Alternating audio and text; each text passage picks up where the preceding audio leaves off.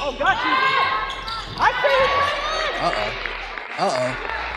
Uh-oh. All right, what a day, what a day. The GOAT, Caitlyn Clark, made her return to the basketball floor today. I showed y'all, we got some live clips. I'm gonna show y'all some more. But the important part of this video, Caitlyn Clark destroyed the WNBPA, Nneka Agumake, Nafisa Collier, who tries to name drop her at her convenience to win people over, Brianna Stewart, the unrivaled co-founders, all these people that's a part of the board that's signing with Project B, and all of this stuff. Caitlyn Clark called their asses out today. She said, stop playing games. We need to play. We have been waiting quite some time to see Caitlyn Clark play basketball. Not only take shots and shoot around, but actually go up against something that looks like competition in an actual, I don't know, competitive environment. Not just shoot off a rack, not go 1v air, actually play some basketball. Caitlyn Clark just ended the WNBA Players Association. And I'm not even exaggerating here, Fess. Picture this scenario. The league's biggest star, the one who actually puts butts in seats and eyeballs on screens, just walked up to a microphone and called out every single person who's been sabotaging the And let me tell you, she didn't stutter, she didn't hesitate, she didn't dance around the issue. While the WNBA board members are out here signing deals with Project B and Unrivaled, playing 3-on-3 basketball for what amounts to pocket change compared to what they could be making, Caitlyn Clark said what literally everyone's been thinking but nobody had the guts to say. Stop playing these ridiculous games with the future of the sport. We need WNBA basketball, period. End of discussion. And now, the crew has officially arrived for USA basketball camp in North Carolina. We got Caitlyn Clark pulling up. We got Caitlyn Clark and AB. We got Rakia Jackson, De'Arica Hamby, CC and AB. This isn't about negotiation tactics anymore. And if you think it is, you're missing the bigger picture here. This is about the entire future of women's basketball hanging in the balance. And the one person who actually fills arenas to capacity, who gets people talking about the WNBA on social media, who drives television ratings through the roof, just told the union she's not waiting around while they systematically torpedo the league. Let me break down exactly what happened in that press conference and why this changes absolutely everything moving forward. The WNBA and WNBPA have been stuck in these CBA negotiations for months now, going in circles like they're driving on a roundabout with no exit. That October 30th deadline everyone was watching. Yeah, that got extended because nobody could agree on anything. Now we're staring down January 9th as the new make or break date. That's 140 extra days of back and forth, 140 days of lawyers and agents and representatives talking in circles, while fans are left sitting there wondering if there's even gonna be a 2026 season to look forward to. Here's where this whole mess gets absolutely ridiculous. And I mean mind-blowingly hypocritical. The WNBPA board, the exact same people who are supposed to be negotiating on behalf of all the players, are out here signing personal contracts with competing leagues. We're talking about Nneka Agumake, Brianna Stewart, Nafisa Collier. These are the co-founders of Unrivaled, and they're the ones who are supposed to be negotiating in good faith with the WNBA. Conflict of interest doesn't even begin to cover how messed up this situation is. You're seriously telling me that the people who own a competing 3-on-3 league are the same ones dragging out negotiations that could literally cancel the entire WNBA season? Make it make sense, because I sure can't. And fans, man, fans have been waiting and waiting for someone with actual star power. Someone who moves the needle to step up and speak some truth. Not a union representative reading from carefully crafted talking points. Not some lawyer issuing a carefully worded press release that says nothing while sounding official. We needed someone who actually matters. Someone whose voice carries weight, to say something real and honest about what's happening here.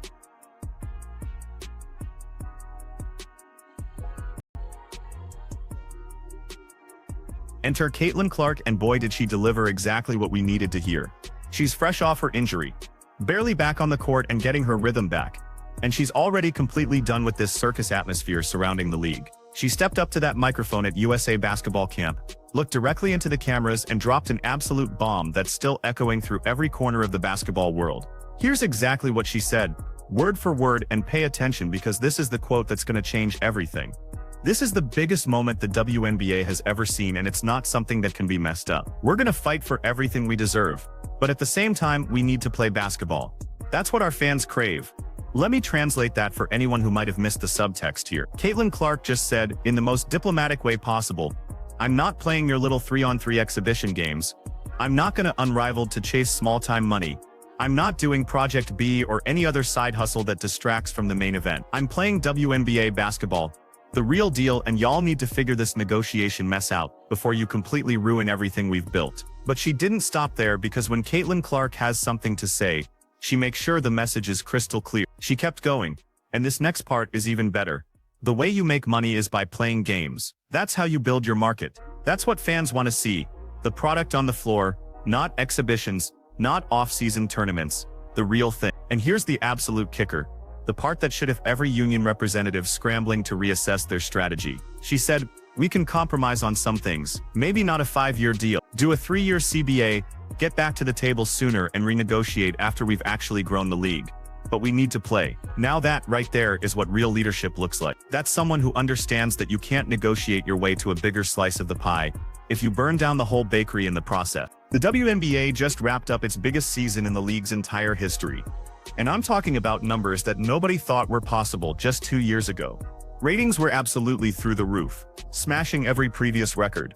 Attendance records were shattered so completely that teams had to move games to bigger venues. The league signed a mind-blowing $2.2 billion TV deal that put them on the map in ways they'd never experienced before.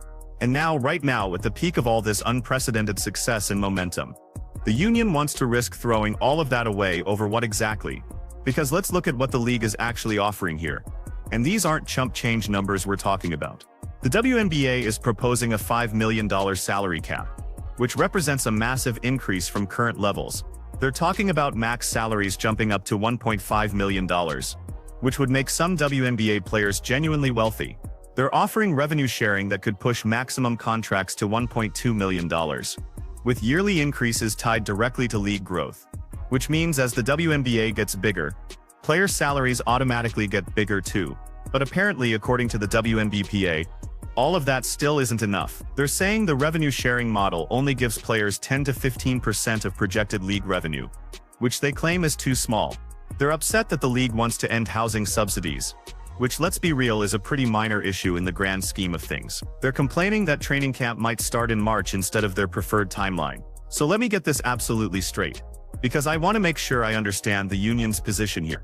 You want to cancel an entire season, throw away all this historic momentum, disappoint millions of fans, and potentially destroy the future of the league over housing subsidies, while you're simultaneously out here signing deals with alternative leagues that don't even provide housing at all.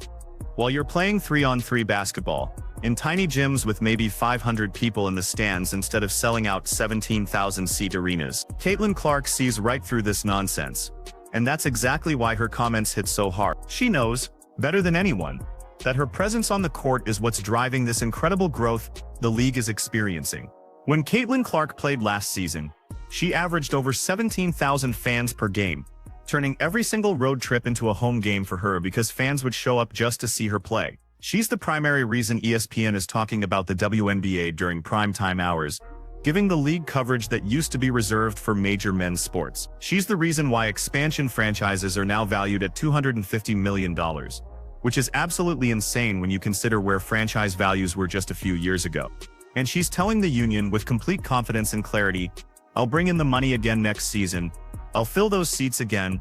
I'll generate those television ratings again, but y'all need to let me actually play basketball. Don't sabotage this historic moment. Don't throw away this once-in-a-generation opportunity because you're worried about housing allowances or training camp dates when we could be building something truly generational here." Here's what nobody in the media is willing to say out loud, but it's the elephant in the room that everyone can see. The WNBPA board members, who have competing league interests, don't actually want a quick resolution to these negotiations. Think about it logically. Every single month that the WNBA season gets delayed is another month that their 3-on-3 league gets attention and media coverage. Every controversy, Every headline about potential cancellation is basically free marketing for Unrivaled and these other side ventures. If you really break down the incentives here, it becomes crystal clear what's happening. The WNBA season starts on time, with all the fanfare and media attention that comes with it. Suddenly nobody cares about watching 3-on-3 basketball games in February. The novelty wears off immediately, when the real product is available. But if there's no WNBA season, if fans are starved for women's basketball content, suddenly Unrivaled becomes the only place where you can see actual WNBA stars competing. That's not a negotiation tactic, folks. That's a hostile takeover disguised as labor relations. And Caitlyn Clark, with the intelligence and awareness that's made her such an effective leader, just called out this entire scheme without naming specific names, without throwing anyone directly under the bus, but making it crystal clear that some people at that negotiating table don't have the league's best interests at heart. The timing of her comments is absolutely perfect too. And I don't think that's accidental. She's at USA basketball camp, surrounded by other WNBA stars, other players who are watching this whole situation unfold, and she's the one who steps up to speak truth to power. Not the union president with their carefully prepared statements, not the board members with their conflicted interests, but the player who actually drives revenue, the player who actually matters to the league's bottom line, is the one saying we need to stop playing games and start playing basketball. And you know who else noticed this shift in the conversation? The fans, and their reaction was immediate and overwhelming. Social media absolutely exploded with people praising Caitlyn Clark for finally saying what everyone was thinking. Fans have been waiting for CC to weigh in on this mess, and she didn't disappoint anyone. She basically said in her own way, "I'm not playing around with these alternative leagues that are trying to capitalize on WNBA drama. It's WNBA or nothing for me." And that should be the attitude for everyone who claims to care about the future of women's basketball. And that statement, that commitment to the WNBA as the premier product, puts massive pressure on the WNBA, because if Caitlyn Clark is publicly saying we need to compromise and get back to playing basketball, what's the union's excuse now? They can't hide behind fighting for what we deserve anymore, when their biggest star, the most marketable player in the entire league, is saying we deserve to play basketball, not sit on the sidelines arguing about detail. CBS Sports wrote an entire article about this absolute mess, and their headline really says it all. The WNBA is undermining its own product again. They pointed out something that should be obvious to everyone involved. Even with billionaires paying $250 million for expansion teams, even with franchise valuations soaring over $500 million, even with that massive TV deal bringing in unprecedented revenue, players are still fighting for basic respect and recognition. But here's the thing that the union leadership seems to completely misunderstand, and it's a crucial point that Caitlyn Clark gets instinctively. Respect isn't something you can demand or negotiate your way into. Respect has to be earned through performance, through delivering value, through being so undeniable that the market has no choice but to recognize what you bring to the table. And when your union leadership has competing financial interests, when they're actively signing contracts with rival leagues while they're supposed to be negotiating your CBA in good faith, that's not fighting for respect. That's betrayal of the highest order, and it undermines everything the union claims to stand for. Caitlyn Clark understands something fundamental that the union leadership apparently doesn't grasp.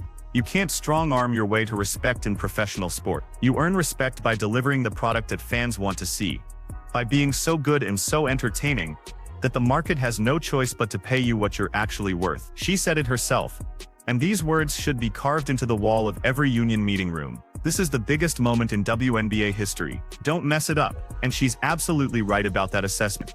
This is the inflection point, the moment where the league either capitalizes on this unprecedented momentum and builds something sustainable for the next generation, or shoots itself in the foot so badly that recovery might be impossible. The WNBA's current offer, let's be completely honest about this, isn't perfect by any stretch of the imagination. A salary cap of $5 million is still relatively low when you compare it to other professional sports leagues and their compensation structures. Revenue sharing at 10 to 15% is still below what players in other leagues have managed to negotiate for themselves. But you know what's infinitely worse than an imperfect deal that represents significant progress? No season at all. No games, no revenue, no exposure, no opportunity to build on last year's incredible success. Caitlyn Clark gets this basic math, and that's why her approach is so much more sophisticated than the union's current strategy. She said, and I want everyone to really think about these words, "We need to play this season. Everyone who came before us deserves that." She's thinking about Sue Bird, Diana Taurasi, Maya Moore, Candace Parker, All the legends who built this league from nothing and never got to see the kind of success and recognition that today's players are experiencing. She's thinking about the fans who finally started paying attention to women's basketball, who bought tickets, who bought jerseys, who made the WNBA part of their regular sports consumption. She's thinking about the little girls who are seeing women's basketball on primetime television for the first time in their lives. She's thinking about the future, about building something that lasts. Meanwhile, the WNBPA board is thinking about their 3-on-3 league, their personal side deals, their negotiation leverage, and their egos. They're playing checkers while Caitlyn Clark is playing chess, and the chess move she just made is absolutely brilliant in its simplicity. Play the season, dominate the competition, fill the arenas, break the television ratings, and then come back to the negotiating table in 3 years with even more leverage than you have right now. You want a better deal in 3 years? Then make the next 3 years so successful, so undeniably valuable, that the league has no choice but to double or triple your salaries. You want respect from owners, from media, from sponsors? Then be so valuable, so essential to the league's success, that losing you would collapse the entire operation. That's exactly what Caitlyn Clark is saying, and it's a message that should resonate with every player who actually cares about building something lasting. She's essentially saying, I'll sell out every single arena on the schedule. I'll bring the television ratings that make advertisers pay premium prices. I'll make sure everyone in this league eats well. But we have to actually play basketball for any of that to happen. We can't eat off potential and unrealized dreams. We can't cash checks from a canceled season. We can't build a legacy by sitting on the sidelines arguing about housing subsidy. And let's be completely real about something else that's uncomfortable but true. Caitlyn Clark doesn't need the WNBA nearly as much as the WNBA needs Caitlyn Clark. She could go overseas and make significantly more money playing in international leagues that would pay premium prices for her star power. She could focus entirely on endorsements and media deals, building a personal brand that could support her for decades without ever touching a basketball again. She could start her own basketball venture, create her own opportunities, and probably make more money than she'll ever see in the WNBA. But she wants to play in the WNBA, and that choice represents loyalty and commitment to the product that should mean something to union leadership. The fact that she's the one pushing for compromise, the one advocating for getting back to basketball, while union leadership digs in their heels and plays hardball, tells you everything you need to know about who actually cares about the league's long-term success. Here's another uncomfortable truth that nobody wants to acknowledge but everyone knows is accurate. Most WNBA players aren't Caitlyn Clark. They're not Angel Reese. They're not Paige Bueckers. They don't have massive endorsement deals. They don't have international options. They don't have the financial security that comes with genuine star power. These players need the WNBA way more than the WNBA needs them. And their financial situations are directly tied to having a season that actually happens. If there's no season, if games get canceled, most players lose their primary income source and have very few alternatives available to them. Caitlyn Clark knows that reality, and that's part of why her advocacy for compromise is so powerful. She's not just thinking about herself and her own financial situation. She's advocating for the players who don't have the platform, who don't have the leverage, who can't speak out without risking their careers. She's saying we all need to play because she understands that a canceled season hurts role players and bench players way more than it hurts superstars. But the WNBPA leadership, the people making these negotiation decisions, they're insulated from those consequences. They have their unrivaled money coming in. They have their endorsement deals. They have their personal brands and side ventures. They'll be financially fine if the season gets delayed or canceled entirely. Meanwhile, the rank-and-file players, the ones who actually depend on WNBA salaries to pay their bills, are sitting at home wondering if they'll have a paycheck this year. That disconnect between union leadership interests and actual player needs is exactly what Caitlyn Clark's comments expose so effectively. She's not just criticizing the negotiation strategy. She's highlighting the fundamental gap between what union leadership wants and what most players actually need. She's saying what bench players and role players can't say publicly without risking their careers and their relationships within the league. The WNBA offered yearly pay increases based on league growth, and that's literally exactly what players have been asking for in previous negotiations. You want your compensation to be tied to revenue and league success? Perfect. Here's a model that automatically increases your salary as the WNBA grows and becomes more profitable. You want to share in the upside of the league's expansion and increased popularity? Great. Here's a structure that makes that happen. But somehow, according to the union, even that's not sufficient. At some point, you have to ask what would actually be enough to get the union to say yes. What specific number, what particular provision, what exact arrangement would make them agree to play basketball? Because right now it seems like there's no number that would satisfy them, no offer that would be acceptable. It seems like the goal is to drag this process out as long as possible. Caitlyn Clark is completely done with that approach. She said, and these words carry so much weight coming from her, "We're getting down to the wire. January 9th is coming fast. If there's no deal by then, training camp is in jeopardy. The season is in jeopardy. Everything we've built over the past year is at risk." But she didn't just identify the problem. She offered a practical solution that shows real leadership thinking. Do a shorter CBA, maybe 3 years instead of the 5-year deal that's causing so much controversy. That way, if the league continues to grow at this incredible rate, if the success of the past year turns into sustained growth over multiple years, players can come back to the negotiating table sooner and secure an even better deal based on proven results rather than projections and assumptions. That's what real compromise looks like. That's what pragmatic leadership sounds like. And it's exactly the kind of thinking that builds sustainable success over the long term. But effective compromise requires both sides to give something up, to prioritize the bigger picture over individual wish lists. And right now, based on everything we've seen from their public statements and negotiating positions, the WNBPA doesn't seem interested in giving up anything. They want maximum salaries, they want full revenue sharing, they want housing subsidies maintained, they want later training camp schedules, and they probably want a whole bunch of other things that haven't even been made public yet. Meanwhile, Caitlyn Clark is saying we can fight for all of those things later, but we need to play basketball now. The fans who supported us deserve to see us compete.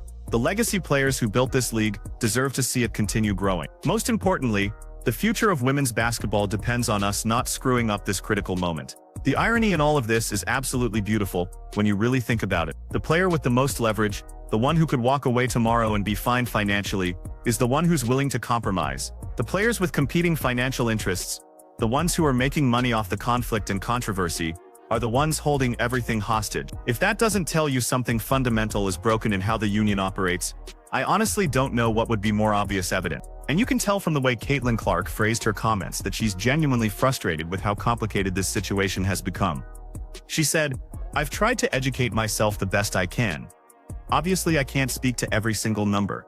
It's pretty complicated." What she's really saying there is, y'all are making this way more complicated than it needs to be. You're creating complexity where simplicity should rule. You're turning a straightforward business negotiation into some kind of philosophical battle about principles and leverage, while the clock runs out on our opportunity. She's absolutely right about that assessment too. At its core, this situation is relatively simple. The league is offering historic increases in compensation, unprecedented revenue sharing, and a structure that rewards growth with higher player salaries. Players want more than what's being offered. The logical solution is to meet somewhere in the middle and start playing basketball. But instead of that practical approach, we've got union representatives going on television to talk about abstract principles and negotiation leverage, while actual games are at risk of being canceled. Caitlyn Clark also made a point that should absolutely terrify anyone at the WNBPA who's paying attention to the bigger picture. She emphasized, "The most important thing is we need to play basketball. That's what our fans crave." Notice her focus there.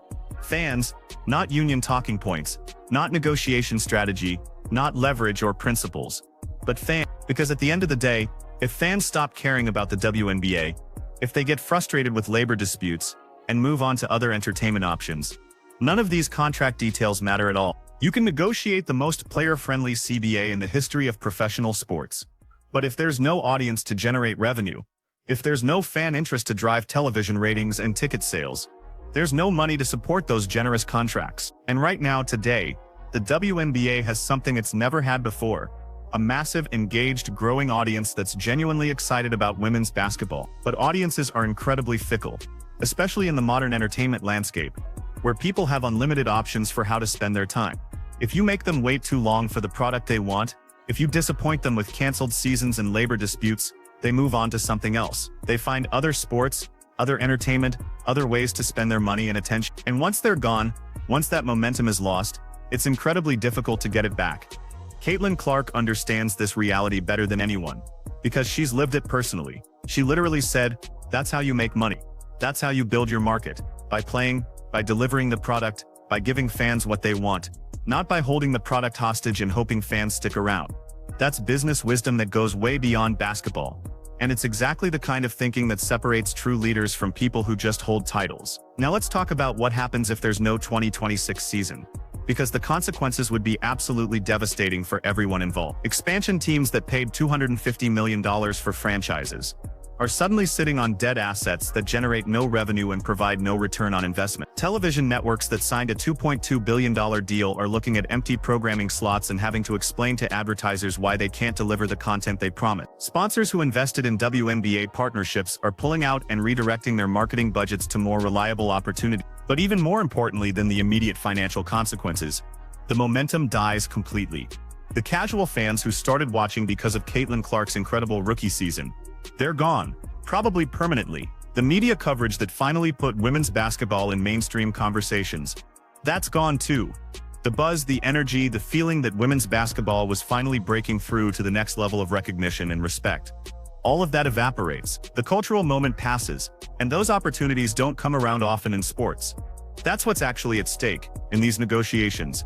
And Caitlyn Clark is the only person with a microphone who seems to fully comprehend the magnitude of what could be lost. She's not thinking about the next negotiation or the next contract cycle. She's thinking about the next decade, about building something sustainable that can support multiple generations of women's basketball players. The WNBPA, based on their actions and public statements, seems to be thinking about winning this particular battle, about maximizing their position in this specific negotiation. Caitlyn Clark is thinking about winning the entire war, about building a foundation that makes future negotiations irrelevant, because the league becomes so successful that player compensation isn't even a question anymore. And sometimes, winning the long-term war means giving up a little ground in the short-term battle. That's not weakness. That's strategy. That's leadership thinking beyond immediate gratification. Here's another angle that makes this situation even more interesting. Caitlyn Clark's comments have put the union in what's essentially an impossible position from a public relations standpoint. If they continue to drag out these negotiations after their biggest star has publicly called for compromise, they look completely winglings to the fans and media. They look like they're prioritizing their own egos and political positions over actually playing basketball. The narrative becomes, even Caitlyn Clark thinks they should take the deal, so why won't they? But if they fold and accept a deal now, they have to explain why Caitlyn Clark's intervention was the thing that finally changed their mind. Why was her opinion more important than all the negotiating they've been doing for months? Either way, they've lost control of the narrative. And in modern sports, narrative control is almost as important as the actual substance of what you're negotiating. Caitlyn Clark just checkmated them without even trying. And she did it by simply speaking obvious truth in a straightforward way. That's what happens when you have genuine star power. When your influence comes from actual performance and results, rather than just holding a title or position. She doesn't need to play political games, or carefully word every statement to avoid controversy. She just says what's obviously true, and everyone listens because she's earned that credibility through her play on the court. Meanwhile, the union has been trying to use her name and popularity to build leverage in their negotiations. Union representatives name-drop her in interviews. Other players invoke her popularity when they're making their case to the media. Everyone wants to associate themselves with her success. But when she actually speaks for herself, when she expresses her own opinions rather than letting others speak for her, she's not automatically on their side. She's on the side of playing basketball, which should be everyone's priority but apparently is. That disconnect has got to be incredibly frustrating for union leadership. You spend months trying to use someone's star power to support your negotiation strategy, and then they publicly disagree with your approach. That's not just a loss. That's a complete reversal of everything you thought you had working in your favor. Now let's talk about what this means for the actual negotiation process going forward. Because Caitlyn Clark has fundamentally changed the dynamics of these discussions. If the WNBPA doesn't get a deal done by that January 9th deadline, if they decide to strike or walk away from the negotiating table, Caitlyn Clark has basically given the league all the cover they need to use replacement players or alternative strategies. She said clearly and publicly that we need to play because fans deserve it. If the union strikes or refuses to play, the league can say, well, our biggest star said we need to play basketball, so we're going to find a way to play. And they'll be completely right. They'll have Caitlyn Clark's own words as evidence that players want to play even if the union leadership doesn't want them to. That's nuclear-level leverage for the league, and it changes everything about how these final negotiations will go. The WNBA now has a direct quote from Caitlyn Clark saying we need to play basketball, period. They can use that quote in advertisements, in press releases, in social media campaigns, everywhere. The face of the league, the most popular player in the entire WNBA, says we should be playing, and the union is the obstacle preventing that from happening. Who do you think fans are going to side with in that scenario? The player they came to see, or the union representatives they've never heard of? The WNBPA just lost the public relations war in a single press conference. And that might be the most important development in this entire negotiation process. Caitlyn Clark has completely shifted the narrative from players versus owners to fans and players versus a dysfunctional union. And that's actually the more accurate framing, because it reflects the reality that most people don't want to acknowledge out loud. The union isn't necessarily acting in the best interest of most players. They're acting in the best interest of union leadership, and there's a significant difference between those two things. Most players want to play basketball. They want to get paid fairly for their efforts, and they want to build on the incredible momentum from last season. Union leadership wants to prove a point about their negotiating power, wants to flex their leverage, and maybe wants to boost their personal side businesses in the process. Caitlyn Clark just exposed that fundamental disconnect, and she did it without having to name specific names or make direct accusations. She didn't have to call anyone out personally or create unnecessary drama. She just spoke simple, obvious truth, and everyone knows exactly who she's talking about and what she's referring to. That's the power of being truly indispensable, of being so good at what you do that your opinion carries weight automatically. She doesn't need to play political games or maneuver for position. She just shows up, says what needs to be said, and watches everyone else scramble to react to her leadership. And react they absolutely will, because there's no way the WNBPA can ignore this development. They can't pretend it didn't happen, they can't dismiss it as unimportant, and they can't spin it in their favor. Their biggest star, the player who drives more revenue and attention than anyone else in the league, has publicly disagreed with their strategy. They either have to double down on their current approach and look completely out of touch with reality, or they have to pivot their strategy and look weak or indecisive. Neither option is particularly appealing from their perspective, but those are the only choices Caitlyn Clark left them with. She didn't just make a statement to the media. She forced everyone's hand in this negotiation. She accelerated the timeline, made it impossible to keep playing these leverage games indefinitely, and she did it all while sounding completely reasonable, mature, and focused on what actually matters. That's a masterclass in how to use your platform effectively, not to grandstand or score political points, but to say what needs to be said when it needs to be said most. What we're witnessing here is essentially a changing of the guard in WNBA leadership dynamics. The old guard, represented by current union leadership, wants to drag out negotiations and play traditional leverage games like this is the new guard, represented by Caitlyn Clark and players who understand modern sports business, wants to play basketball and build something sustainable for the future. And based on what we just saw, the new guard just won this particular battle decisively. Because at the end of the day, professional sports leagues don't work without genuine stars. And right now there's only one player in the WNBA who's big enough to single-handedly move the needle on television ratings, ticket sales, and media coverage. And that player just told everyone exactly what she thinks about this negotiation mess. The WNBPA can choose to fall in line with what she's saying, or they can get left behind by the momentum she's building, but they can't ignore Caitlyn Clark anymore. Not after this. She's done being quiet about league business. She's done letting other people speak for her or represent her interests. She's speaking for herself now, and what she's saying is refreshingly simple and direct. Stop playing political games with the future of women's basketball. We need to get back to playing actual basketball. The fans who supported us through everything deserve to see us compete at the highest level. The league itself deserves better than this manufactured drama, and anyone who's standing in the way of that happening needs to move aside and let the people who actually care about basketball take care of business. That's your reality check delivered directly from the most important voice in the sport. The WNBPA's biggest moment in history is happening right now, and the league's biggest star just told everyone to stop screwing it up. Now we get to see if anyone's actually been listening, or if union leadership is so committed to their current strategy that they'll ignore even Caitlyn Clark's direct intervention. Drop a comment below and let me know what you think. Is Caitlyn Clark absolutely right to call out the union's approach, or should players hold the line no matter what the consequences might be? Because this debate is just getting started, and I have a feeling we're about to see exactly who really cares about the future of women's basketball versus who's just trying to win a political battle.